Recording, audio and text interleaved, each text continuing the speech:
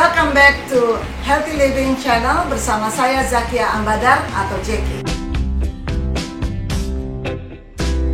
Hari ini saya ingin share 13 kesalahan dalam menanam microgreen.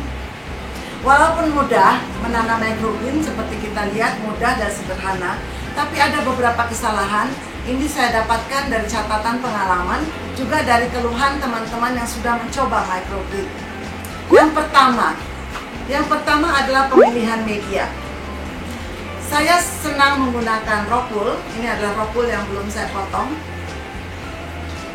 Karena ini salah satu-satunya media yang tersedia di Indonesia yang sudah ada di sini.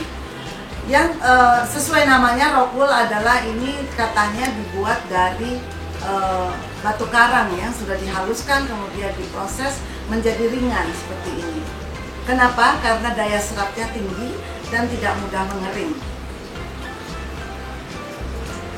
Yang kedua yang sering digunakan orang dalam microgreen adalah penggunaan ini. Ini adalah media dari potting mix yang sudah saya kemas dalam kemasan seperti ini. Cukup untuk satu tray yang panjang, tetapi sangat jarang saya gunakan karena itu tadi, ini adalah kompos, gabungan antara kompos, sekam bakar, dan pupuk kandang. Jadi tidak sesuai dengan semangat mengembangkan microgreen, jadi kotor, walaupun bisa kita tidak sentuh. Nah, kesalahannya adalah jika kita memilih potting mix yang tidak baik. Karena kita tidak tahu banyak potting mix yang sudah tersedia di pasar, kita tidak tahu apakah itu cocok untuk microgreen. Karena biasanya sudah ada unsur hara yang diatur untuk menanam tanaman dewasa.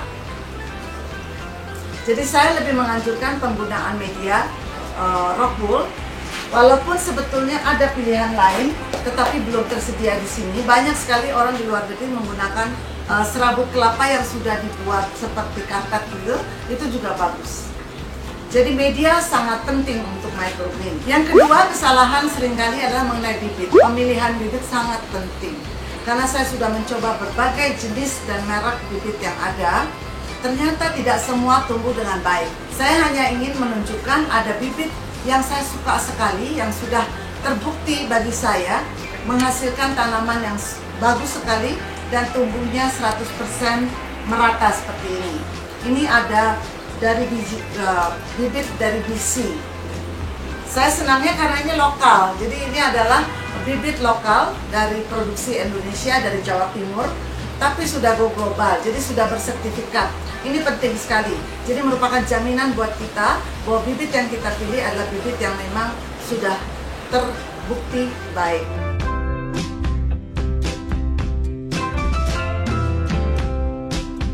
Karena kesalahan memilih bibit ini juga bisa membuat frustrasi tadi ya. Karena kalau tidak bagus bibitnya, tidak tumbuh dengan baik, ini hari pertama langsung kelihatan semuanya sudah tumbuh. Sedangkan kalau bibit yang tidak baik, kalau sebagian tidak tumbuh, itu mengganggu yang lainnya.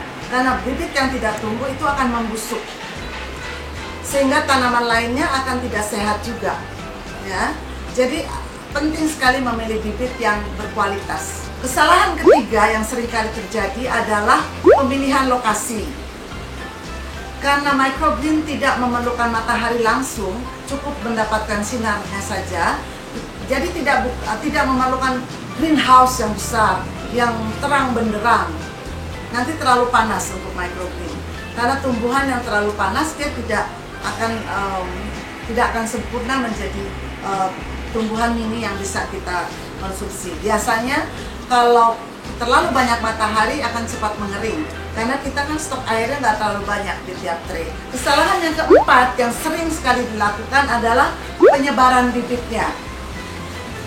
Penyebaran bibitnya tidak merata, bahkan hanya sedikit sekali atau terlalu banyak. Itu juga salah satu kesalahan yang menimbulkan kegagalan. Kenapa? Karena kalau jarang tumbuhnya, dia nggak akan tumbuh banyak seperti ini. Ini contoh dari bibit yang kurang sempurna, kurang baik, kurang berkualitas, jadi tumbuhnya tidak merata. Sebagian bibit mati. Karena ini di media tanah kan kelihatannya, jadi bibit-bibit yang tidak tumbuh, nah ini sangat tidak baik. Sekaligus ini juga menunjukkan penyebaran bibit menjadi tidak merata, jadi jarang. Sedangkan bibit yang padat, yang rata, itu tumbuh dengan sempurna seperti ini. Oke? Tetapi untuk terlalu banyak pun, bibit yang terlalu padat, untuk beberapa jenis tanaman, beberapa jenis sayur juga tidak baik. Misalnya brokoli. Brokoli kalau terlalu padat itu akan membusuk. Jadi bibit yang di bawah dia tidak berkembang, dia membusuk, sedangkan bibit yang di atasnya tumbuh. Nah, ini menimbulkan masalah sendiri, dan itu hasilnya juga tidak baik. Jadi penyebaran bibit sangat penting. Tetapi untuk wheatgrass misalnya, oke. Jadi ditumpuk sama matahari, bunga matahari juga bibitnya menumpuk, tidak apa-apa. Yang kelima adalah penggunaan air. Seperti kita tahu, yang terlalu sedikit atau terlalu banyak akan tidak baik. Terlalu banyak akan menyebabkan busuk akarnya, terlalu sedikit akan kekeringan. Jadi betul-betul penggunaan air juga sangat penting. Kita hanya perlu memastikan bahwa setiap hari air yang ada di bawah tray ini ada airnya. Kita hanya perlu memastikan seperti ini, selalu ada air. Tetapi kalau airnya terlalu banyak sehingga bisa melebihi itu tidak baik. Tapi kalau terlalu kering, juga terlalu sedikit, misalnya kita isi terlalu sedikit sehingga besok udah kering, dia udah menderita, pohonnya udah menderita, karena akar adalah perannya adalah menyuburkan tanaman lainnya. Akar yang sehat, tentunya tanamannya jadi sehat. Kesalahan keenam yang sering terjadi adalah pemilihan bibit yang tidak sesuai dengan kebutuhan kita, atau kita memilih bibit yang agak sulit tumbuh. Misalnya, saya kurang suka menanam seledri karena walaupun bagus seledri, tumbuhnya lama. Menyemainya kira-kira butuh waktu minimal 10-15 hari untuk berkecambah.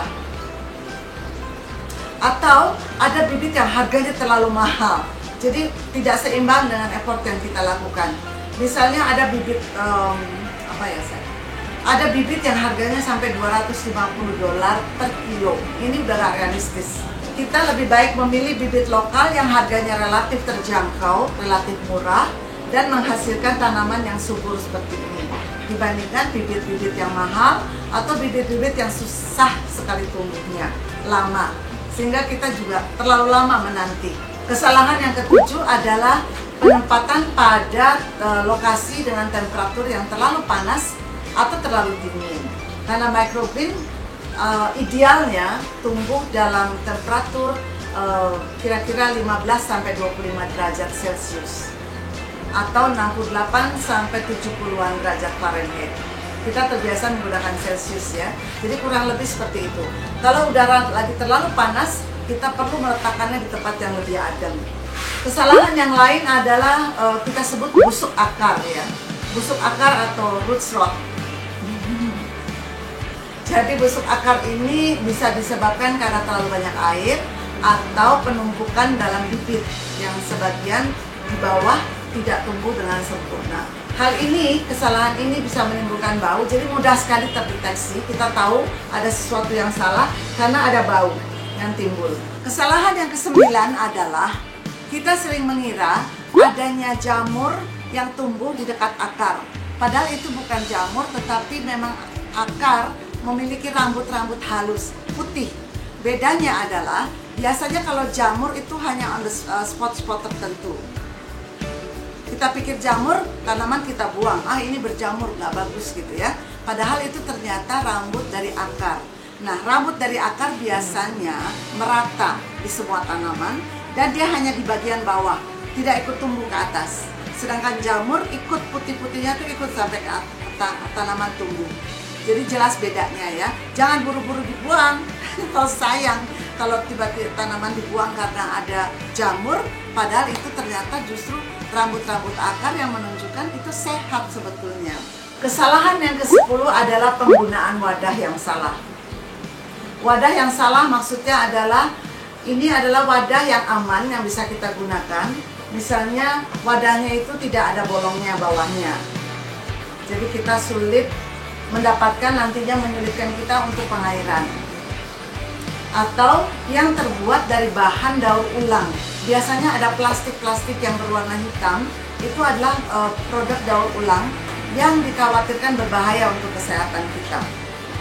Jadi kita hanya bisa menggunakan bahan plastik yang kira-kira aman buat makanan. Kita juga bisa menggunakan wadah lain selain plastik seperti ini.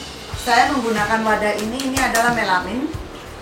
Karena saya ingin mencampurkan 3 jenis bayam di sini ke dalam satu tray.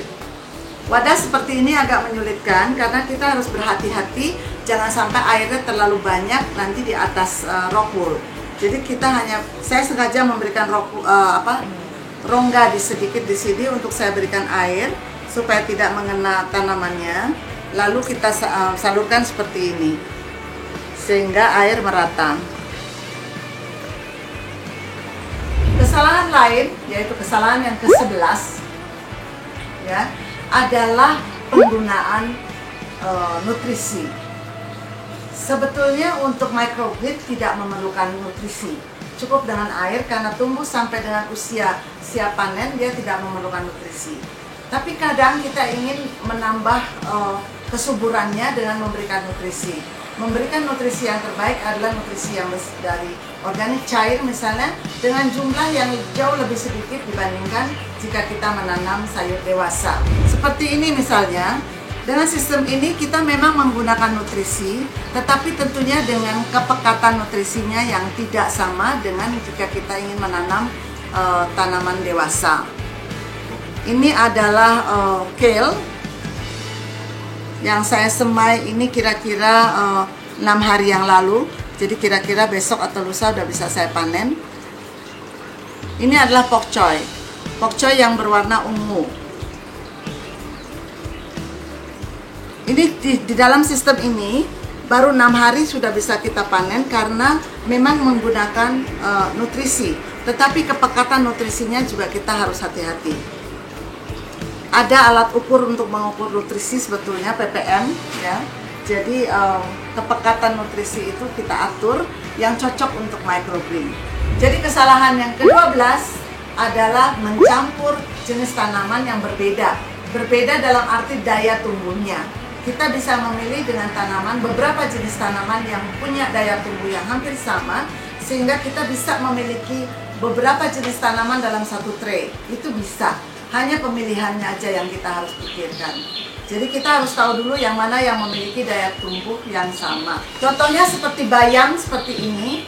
Ini tiga warna bayam yang sama relatif daya tumbuhnya saya campurkan. Juga beberapa jenis lettuce atau sawi dengan pak choy ya, memiliki jenis daya tumbuh yang sama, bisa kita campurkan dalam satu tray. Mencampurnya tergantung kita mau memisahkan atau kita mau mencampurnya secara acak. Kesalahan yang ke-13, last but not least, 13 ini adalah kita kan sudah panen sayur. Ini tidak boleh dicuci sebelum mau dimakan atau sebelum mau disimpan di kulkas tidak boleh dicuci. Jadi disimpan di kulkas dalam kontainer itu dalam kondisi sebelum dicuci. Karena kalau sudah dicuci dia akan cepat membusuk. Kalau tidak dicuci bisa tahan 4-5 hari di kulkas. Jadi sekali lagi jangan mencuci microgreen sebelum kita mau konsumsi, mau makan. Apalagi kalau mau disimpan di kulkas. Jadi kita harus menyimpannya dalam kondisi kering. Nah, itu adalah 13 kesalahan dalam menanam microgreen. Saya berharap Anda tidak melakukan kesalahan yang sama. Kita bisa belajar dari pengalaman orang lain, pengalaman saya pribadi, sehingga kita dapat sukses langsung bisa. Karena menanam microgreen sebetulnya prinsip yang sangat mudah, sederhana, praktis, dan menyenangkan. Kalau Anda masih ada pertanyaan, silakan menghubungi saya atau datang ke tempat saya, karena saya senang sekali berbagi. Saya juga sering melakukan pelatihan-pelatihan, dan ini bisa menambah wawasan kita bagaimana menanam microgreen dengan lebih baik.